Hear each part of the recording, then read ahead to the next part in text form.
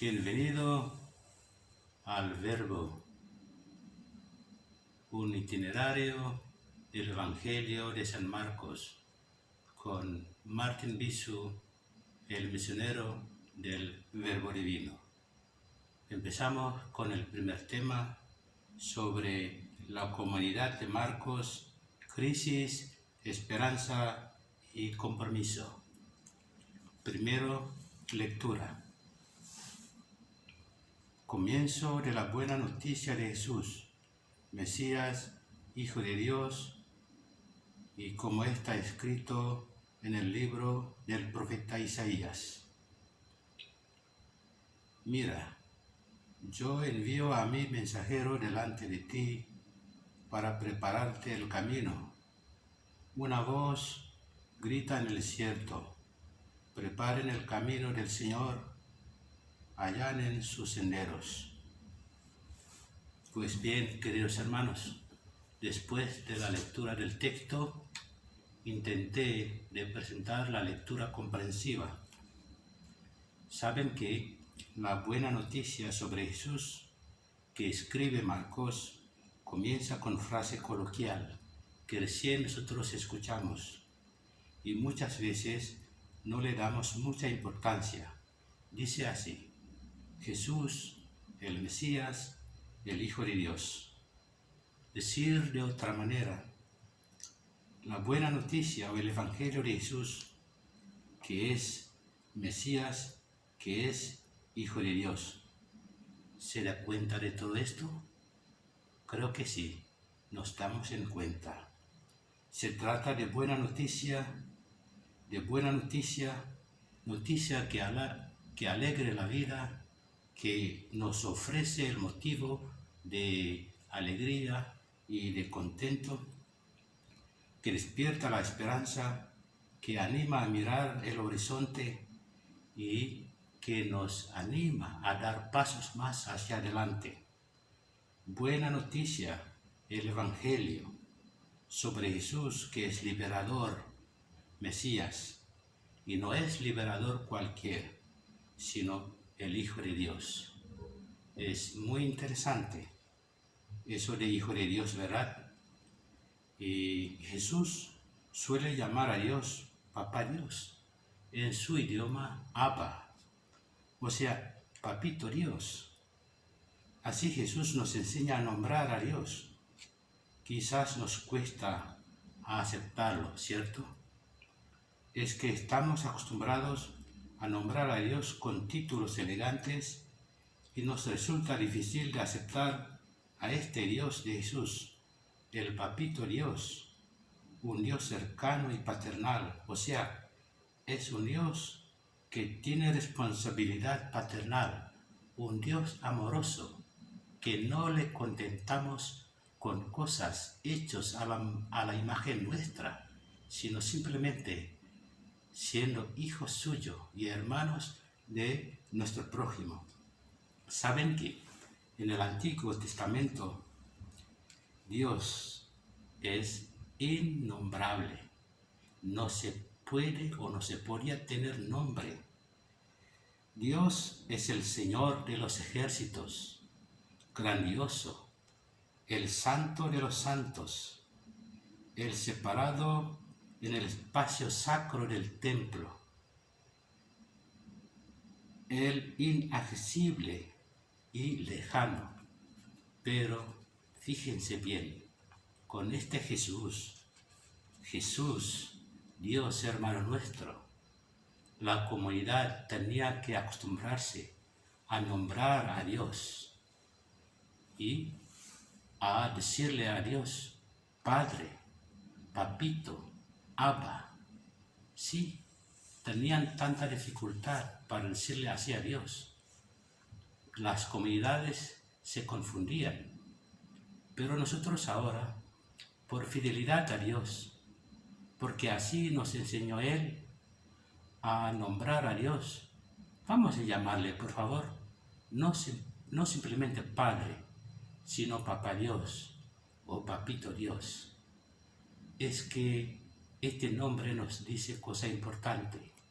Dios cercano, está cerca de ti, Y este Dios, lleno de ternura como Padre, que no nos abandona, no abandona a los suyos, todo eso es la experiencia de Jesús que luego lo recordaban las primeras comunidades, se lo transmitían oralmente, luego sutilmente Marcos lo escribía. Bien, antes de continuar, vamos a situarnos para comprender mejor este pasaje del primer capítulo del Evangelio de San Marcos, o sea, situarnos para comprender mejor el Evangelio de San Marcos. Primero, hay que saber, o sea, hay que darnos en cuenta la situación en la comunidad a la que Marcos dirige su Evangelio estaba en crisis tremenda. Tan crítica fue la situación, por eso Marcos recurre a lo que era y lo que hizo Jesús. Los hechos y las palabras de Jesús, que murió y resucitó unas décadas antes, seguían recordados por la comunidad, por la gente de entonces. Probablemente Pedro, amigo de Marcos, que estaba en Roma preso en aquel entonces, que era testigo ocular de lo que dice y hace Jesús, le contaba a Marcos también. Bueno, es importante nutrir la esperanza en tiempo de crisis, actualizando la vida y los hechos de Jesús. Y así Marcos escribe el Evangelio para la comunidad en crisis, siempre con el propósito principal, que es resucitar la esperanza. Repito, resucitar la esperanza. Y vamos a ver algunas crisis. Primero, la persecución externa. En aquel entonces, Judea, el pueblo de Jesús, es colonizado por Imperio Romano. En época de Marcos, el poder de imperio está bajo el mando del Nerón, el que mandó a todo el colono de los romanos. Nerón es muy ambicioso, además muy cruel, y así elimina a todos los que no están de acuerdo con él. Por ejemplo, manda perseguir y matar a los cristianos por no aceptar su figura divina. También en Judea había levantamientos armados por los grupos revolucionarios contra los romanos, y así Nerón perseguía, mataba a los judíos, y los cristianos no se escaparon de la crueldad. También la segunda crisis es la persecución interna. Esta persecución viene de los judíos que querían todavía seguir el costumbre de los antepasados, o sea, se llaman los judaizantes. Ellos son cristianos de origen judío, fiel a la ley de Moisés. Los judaizantes pretendían que para ser cristiano había que asumir todas las leyes rituales del Antiguo Testamento. No era fácil el momento. Estaban rompiendo el cordón umbilical con el pueblo judío, pero eso producía enfrentamientos dentro mismos de la comunidad. Tercer crisis, fe en Jesús sin compromiso con la sociedad. Es crisis tremendo, ¿verdad? Tener fe sin compromiso. Existía en la comunidad tendencia e intento de vaciar o no aceptar la realidad humana de Jesús y de fe en Él, en aras de un espiritualismo desencarnado que servía de fuga de las responsabilidades sobre la historia. Muchos se dejaban llevar por una actitud entusiástica que daba más importancia a fenómenos carismáticos de tipo místico que a una vida comprometida con el amor y la justicia. De Jesús se hablaba como alguien del pasado, que había sido exaltado y llevado al cielo, pero ya sin conexión con la historia. Se le confesaba como el Mesías, como el Hijo de Dios, pero estos términos no decían ya nada de lo que él había sido cuando vivía entre la gente. Los paganos también hablaban de hijos de dioses, ¿no? Los judíos hasta ahora siguen esperando a un liberador, y desde estas concepciones ya no se sabía qué quería decir que Jesús fuera Mesías e Hijo de Dios. Por eso se decidió Marcos a escribir los recuerdos que había sobre su vida, para que ésta explicara lo que confesaran de Jesús. No eran los títulos los que explicaban la vida de Jesús, sino más bien su práctica la que hacía comprensibles los títulos que le atribuían, porque finalmente no bastaba decir que Jesús era el Mesías, el Hijo de Dios. Había que decir qué Mesías y qué Hijo de Dios era y cómo lo era. No bastaba el qué, se necesitaba el cómo. Es importante saber que Marcos solo hablaba de cómo comenzó todo el asunto de Jesús. No nos dice cómo terminó. Eso tenemos que descubrirlo por nosotros mismos, porque nadie puede sustituirnos en esta experiencia. Es como tocar a Dios mismo. O lo hace uno o no lo hace nadie por uno. Bien, Marcos no dice nada de cuando Jesús era el muchacho. Marcos no pudo averiguar nada sobre ese periodo porque Jesús era uno de tantos, sin nada especial en aquel pueblo. Además, lo que realmente les había impactado a la gente era lo que hizo en el corto tiempo en que convivía con él. Marcos no anduvo con Jesús, sino con los que los conocieron personalmente. Pero la manera como hablaban de él era tan honda que después de haber escrito todo esto, Marcos siente como si siempre lo hubiera conocido, como si hubieran sido amigos de toda la vida. Y si seguimos las líneas del Evangelio de Marcos, ahí nos damos cuenta lo que Marcos siente y quiere transmitirnos, su más profunda convicción que Jesús sigue viviendo o está vivo. Ahora, el Padre no podía dejar a la muerte a quien había amado la vida de los demás, incluso por encima de la vida propia. Meditación.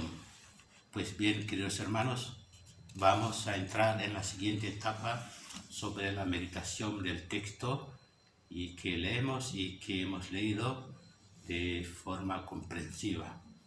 Bien, Jesús no es del pasado o que ya está en el cielo, lejos de nosotros y no tiene nada que ver con la vida nuestra ahora.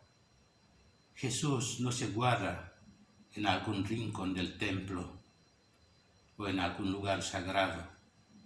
Él está presente ahora, en nuestro tiempo, en nuestro andar de cada día, y hace de nosotros su colaborador, a hacer visible su presencia, a despertar la esperanza, a vivir los momentos difíciles con fe y esperanza, caminando juntos como hermanos hacia el horizonte prometedora con este Jesús.